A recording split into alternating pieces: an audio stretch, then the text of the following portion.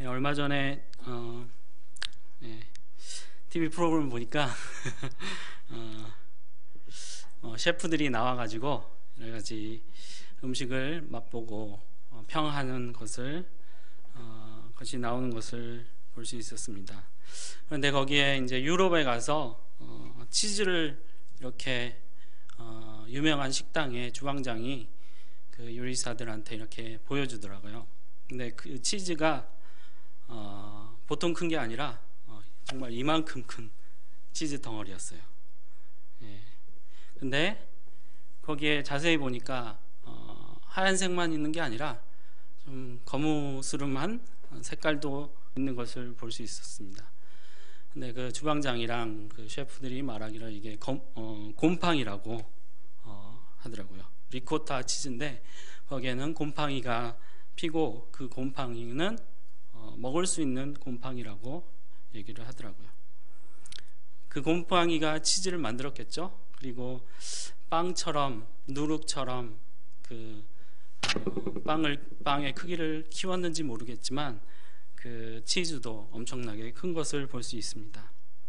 그 셰프가 설명을 하길 하얗거나 그 음식물이나 치즈에 낀 하얗거나 초록색의 곰팡이는 상한 것이랍니다. 그래서 먹을 수가 없다고 하고요.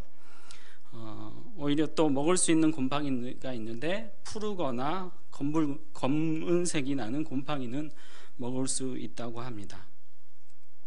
그래서 같은 곰팡이인데 이렇게 일부러 키우는 곰팡이도 있다고 합니다. 오늘 본문 말씀에서는 예수님께서 이 곰팡이, 다른 말로 하면 누룩에 관한 이야기를 하고 계십니다. 예수님께서 왜 누룩에 관한 이야기를 하고 계실까요? 제가 누룩의 특징, 곰팡이의 특징을 한번 크게 두 가지로 생각을 해봤습니다. 누룩의 첫 번째 특징은 아마 빨리 퍼진다는 것일 것입니다. 빨리 음식을 상하게도 하고 그 세균과 같은 곰팡이가 빨리 퍼져서 그 음식을 모두 크게 만드는, 작은 음식을 크게 만드는 역할을 할 수도 있다고 합니다. 이 말씀을 바리새인과 사두개인들의 누룩을 말씀하시기 전 예수님께서 무슨 역사를 나타내셨습니까?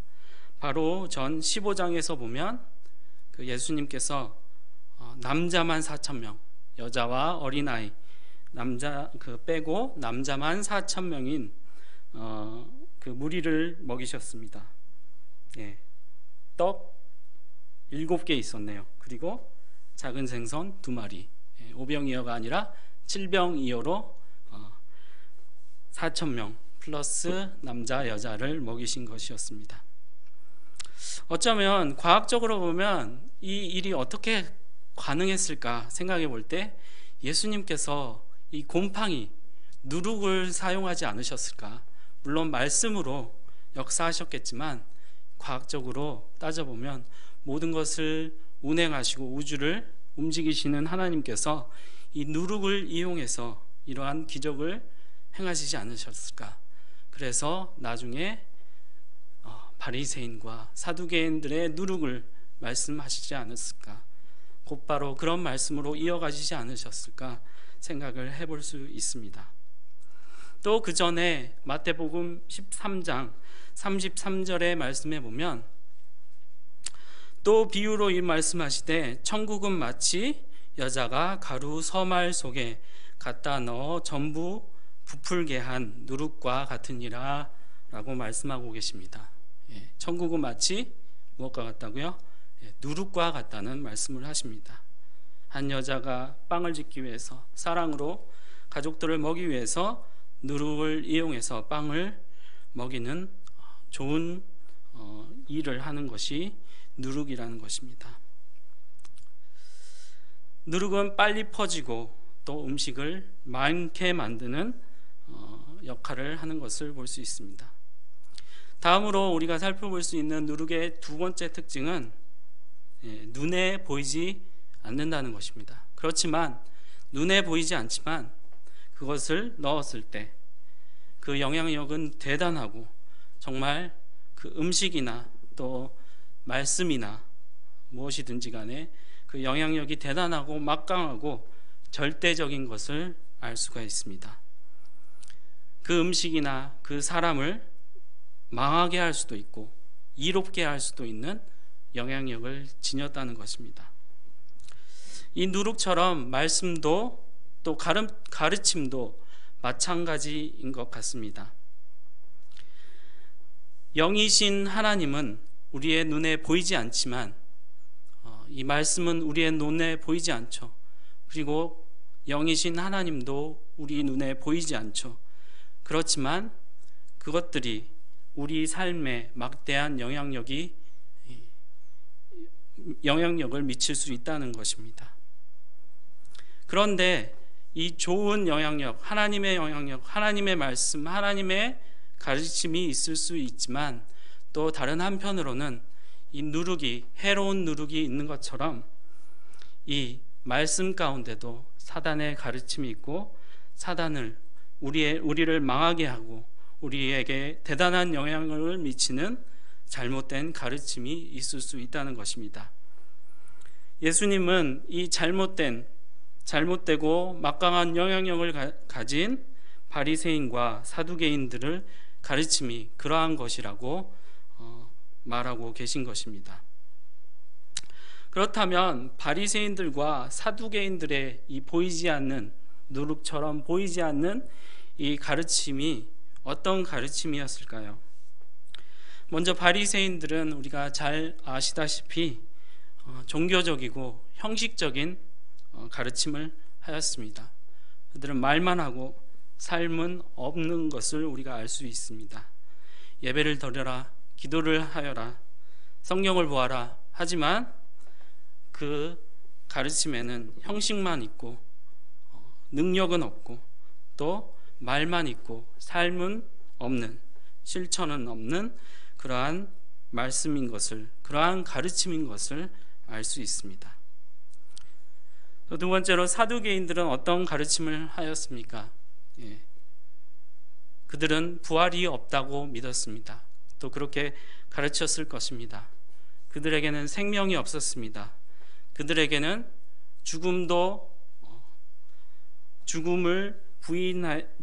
죽음을 인정하기 싫었기 때문에 그 부활의 능력을, 그 생명을 알 수가 없었던 것입니다.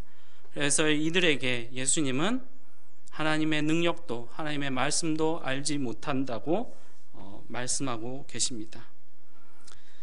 이들은 어쩌면 부활이 정말 이 가장 강력하고 가장 능력 있는 하나님의 능력인 이 부활을 부인하는 오류를 범했던 것입니다. 그 모든 능력 중에 가장 강한 하나님의 능력은 바로 이 부활일 것입니다. 다른 모든 능력보다 그 능력에 있어서 하나님께서 우리에게 보이고자 하시는 그 능력이 부활인 것입니다. 그래서 예수님께서 오늘 읽은 말씀처럼 저들이 바리새인들과 사두개인들이 표적을 보여달라고 할 때 예수님께서 가장 큰 하나님의 능력인 이 부활을 보이고자 하셨던 것입니다. 즉 요나가 3일 밤낮으로 고래 뱃속에 있다가 나온 것처럼 예수님도 죽으시고 3일 만에 부활하실 것을 보여주시겠다는 그러한 하나님의 가장 큰 능력을 보여주시겠다는 표적을 보여주시겠다는 약속을 하신 것입니다. 그렇지만 이 사두개인들은 하나님의 가장 큰 능력인 부활을 믿지 않았습니다. 이 바리새인들과 사두개인들의 두 종파의 공통점이 있었습니다.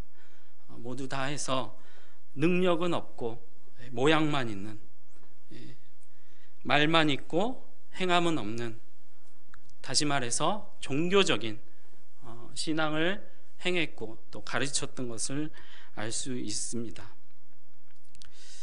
그렇습니다. 그들은 또 우리의 모습 가운데도 종교의 모습은 가지고 있지만, 정말 기도는 하고 있지만, 예배는 드리고 있지만 성경은 보고 있지만 무엇을 위해 우리가 그러한 종교 행위를 하는지, 누구를 위해 이러한 것들을 하는지, 무엇 때문에 이러한 것들을 하는지, 왜 문제가 무엇인지, 또 문제의 원인이 무엇인지 그 깊은 원인을 바라보지 못하고 그저 기도하고 성경 읽고 예배드리고 그리고 그냥 믿기만 하면 우리의 모든 문제가 해결된 것처럼 그러한 믿음을, 허황된 믿음을 가진 우리의 모습이 있지 않나 생각해 볼 수 있습니다. 이러한 것은 인격이신 하나님, 살아계신 하나님을 믿는다기보단 오히려 미신에 가까운 것일 수도 있습니다. 정말 우리가 그러한 모습인지 이 시간 다시 한번 생각해 봤으면 좋겠습니다. 또한 우리가 이러한 모습을 비단 예수님 당시 또 우리 때만 우리의 시대에만 찾아볼 수 있는 것이 아니라 이것은 세상이 시작하고 난 다음에 이 사단이 우리에게 나쁜 씨를 뿌려서 이러한 모습의 하나님을 섬기는 것을 부추겼는지도 모르겠습니다. 우리가 이 시간 가인과 아벨의 제사를 한번 돌아볼 필요가 있을 것입니다. 이들은 아마 세상에서 첫 제사를 드리는 사람들이었을 것입니다. 가인과 아벨은 둘 다 제사를 드렸습니다. 가인도 그 곡식을 드려 제사를 드렸습니다. 아벨도 그 양을 잡아 그 제사를 드렸습니다. 그들은 똑같이 제사를 드렸습니다. 그렇지만 하나님께서는 한 제사를, 가인의 아벨의 제사는 참 제사로 받으셨지만 가인의 제사는 거짓 제사로, 종교적 제사였기 때문에 이 가인의 제사는 받으실 수 없으셨습니다. 그들은 똑같이 종교 형식을 가지고 있습니다. 그들은 똑같이 나아가서 예배를 드리고 하나님께 제물을 드렸습니다. 그렇지만 그들이 생각한 제사의 의미와 제물의 의미는 너무나도 다르다는 것을 알 수 있습니다. 그들은 아벨은 제사를 왜 드리는지, 자신이 왜 제사를 드려야 하는지 그 의미를 분명히 알고 있었던 것으로 보입니다. 왜? 그것은 죄 때문이었습니다. 죄가 있기 때문에 우리가 제사를 드리는 것입니다. 그럼 그 죄가 왜 우리에게 들어오게 되었습니까? 그것은 물론 사단의 미혹인 것을 가인과 아벨의 부모님이, 아담과 하와가 그들에게 알려주었겠지만 그것은 짐승 때문이었습니다. 뱀의 그 목소리를 들은 하와가 그 선악과를 따먹고 아담에게도 주어 범죄하게 되었던 것입니다. 즉 짐승이 지금과 같은 형태의 뱀은 아니겠죠. 서서 걸어 다닐 수 있거나 네 발로 기어 다닐 수 있거나, 분명한 것은 뱀이 말을 할 수 있었다는 것입니다. 사단의 능력으로 말을 할 수 있었는지 아니면 타락하기 전에 뱀의 모습이 말을 할 수 있는 모습이었는지 잘 모르겠지만 뱀이 말을 걸어왔고 하와는 그 말에 넘어갔던 것입니다.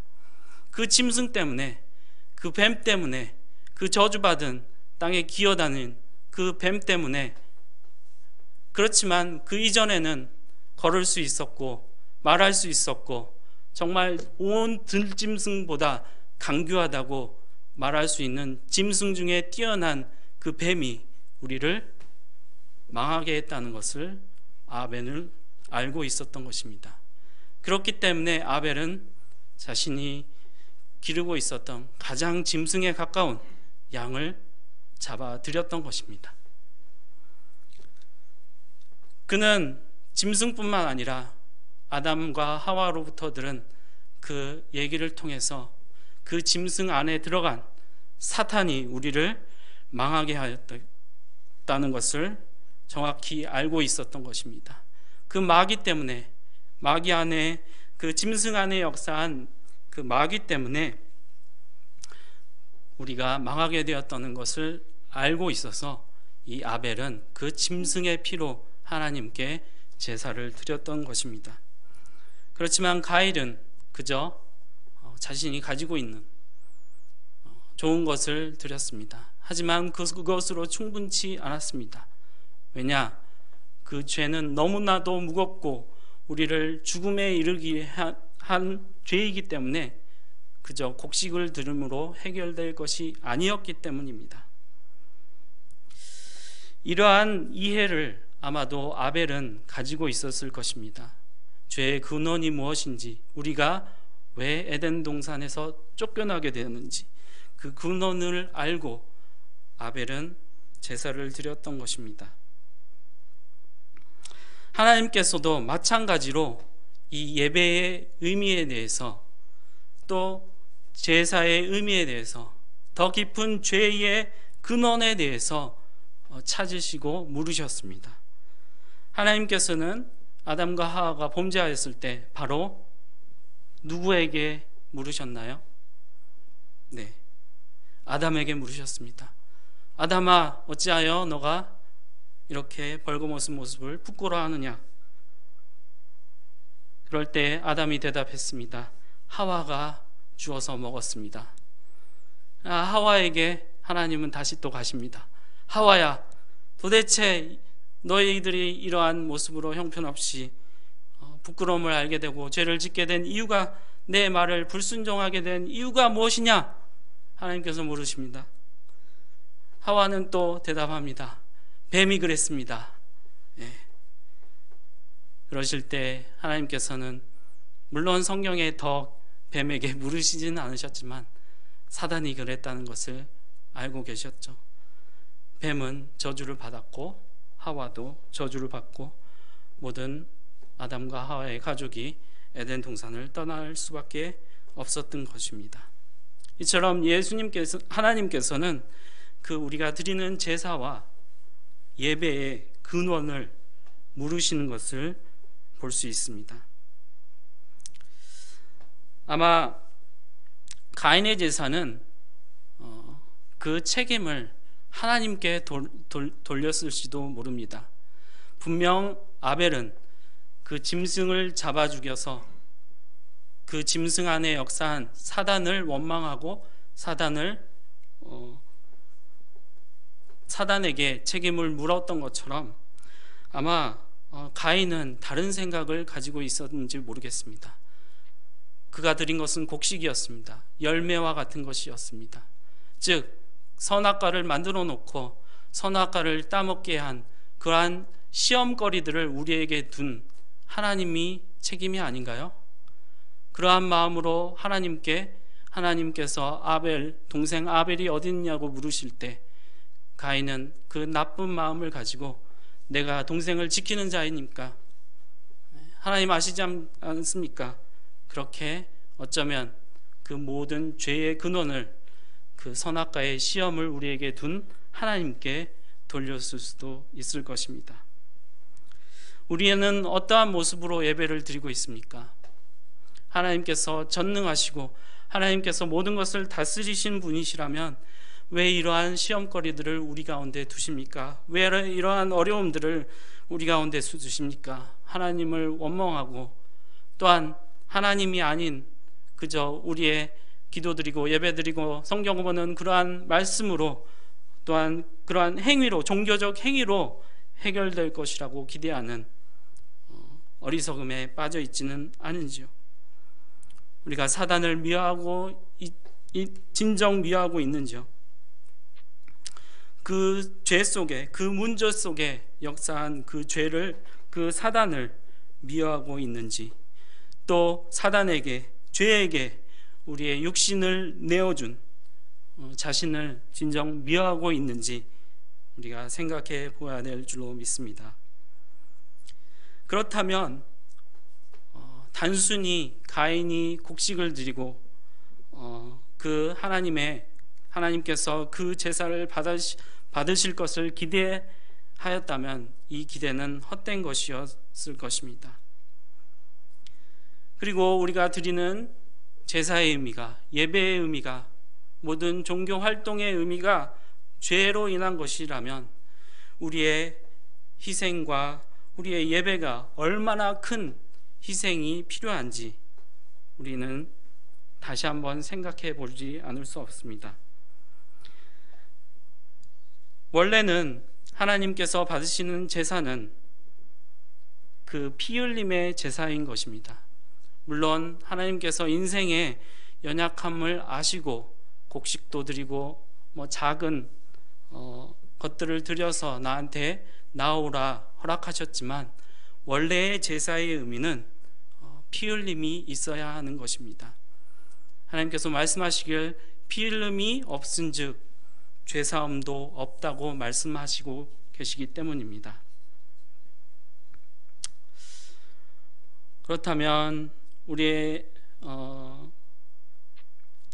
정말 우리 교회가 당한 어려움에 대해서 저번 재직회에 참석하면서 참 실감을 했는데, 정말 하나님께서 우리 교회에 두신 어려움이 정말 우리가 기도하고 그냥 예배에 참석하고 그런 것으로 해결될 것인가 적용하면서 한번 생각해 봤습니다.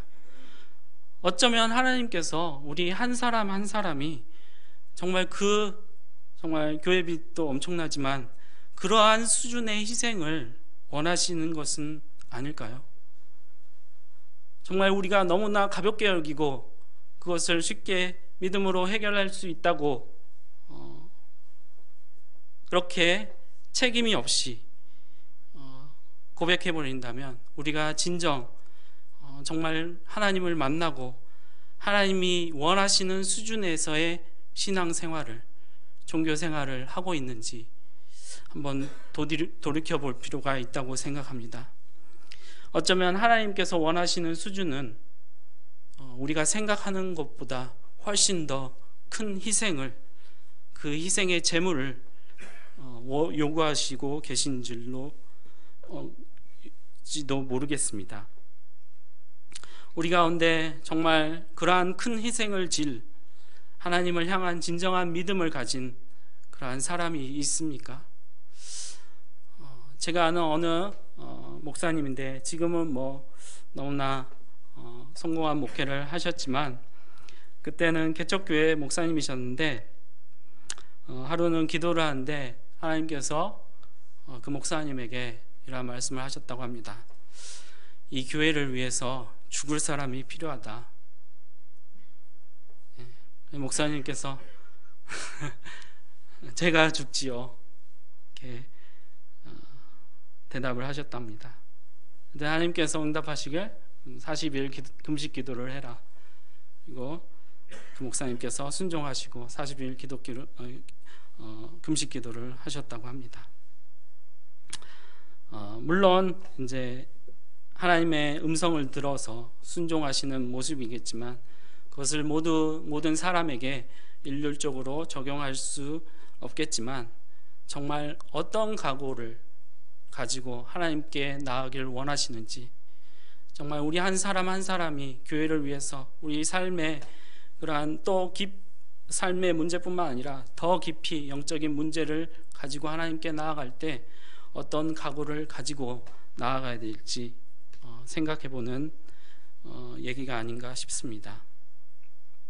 정말 우리는 정말 깊은 정말 죄의 의미, 제사의 의미, 예배의 의미는 잃어버리고 형식만 남아있지 않습니까? 만약 바리새인들과 사두개인들이 바른 가르침을 하였다면 이런 가르침이지 않았을까 싶습니다. 우리가 지금 제사를 드리지만 해마다 때마다 제사를 절기마다 드리지만 이것은 진짜 제사가 아니다. 우리 죄는 너무 커서 짐승 가지고는 안 된다. 만약에 하나님께서 약속하신 그 메시아, 우리를 대신해서 죽어줄 수 있는 그 메시아가 우리를 위해서 오시고 우리를 대신해서 희생 제사를 드린다면 그 제사가 진짜 제사일 것이다. 우리 다 같이 함께 우리를 위해 죽어주실 그 메시아를 정말 간절한 마음으로 애통한 심정으로 기다리자라고 가르치는 것이 진정으로 바리새인들과 사두개인들이 진정으로 가르쳐야 될, 또한 설교해야 될 것이 아닌가 생각해 볼 수 있습니다. 그렇지만 그들은 그렇지 않았습니다.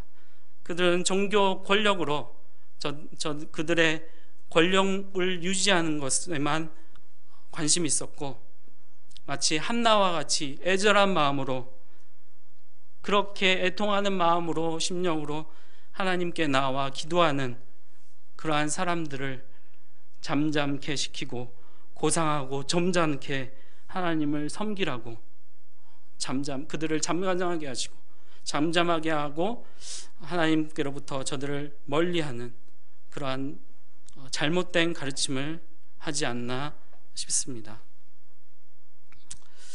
그렇습니다. 우리가 정말 진정한 희생의 의미, 진정한 제사의 의미, 진정한 예배의 의미, 그리고 얼마나 죄의 무게가 큰지 깨닫는다면 정말 우리의 힘으로는 도저히 해결할 수 없는, 즉 우리를 위해 죽어주실 그 희생의 예수 그리스도를, 메시아를 기다리지 않을 수 없을 것입니다.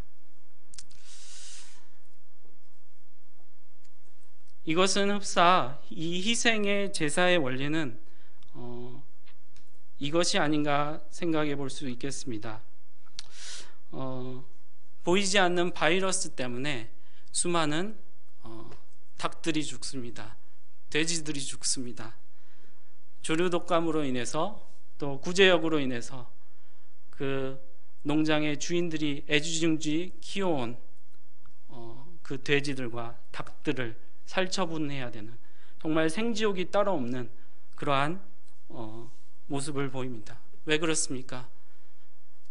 돼지들은, 닭들은 아무 질병도 안 걸리고 멀쩡한데 사람이 죽기 때문에 그 돼지와 그 닭들을 잡아 죽여야 하는 것입니다.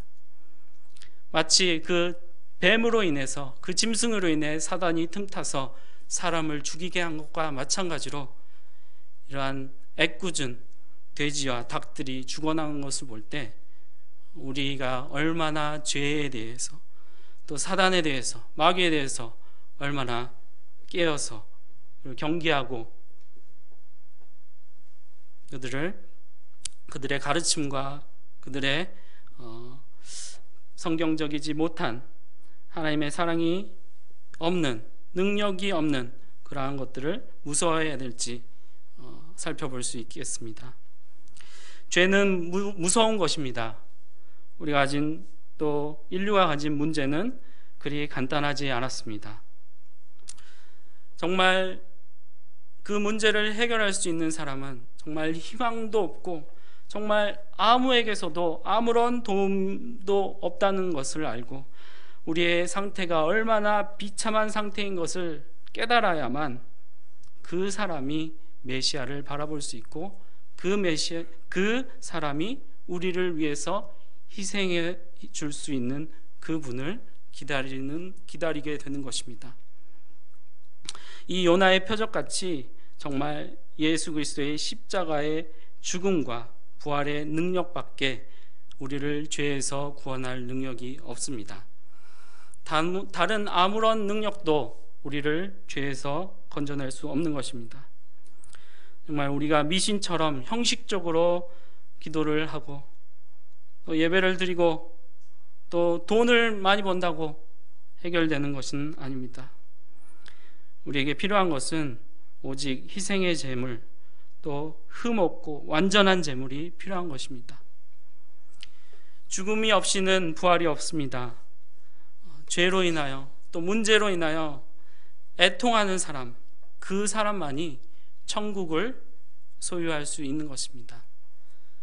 문제로 인하여서, 죄로 인하여서 애통하는 사람만이 그 애통으로 인해서 하나님을 볼 수 있게 되고 부활의 능력이 역사하는 천국을 맛볼 수 있는 것입니다.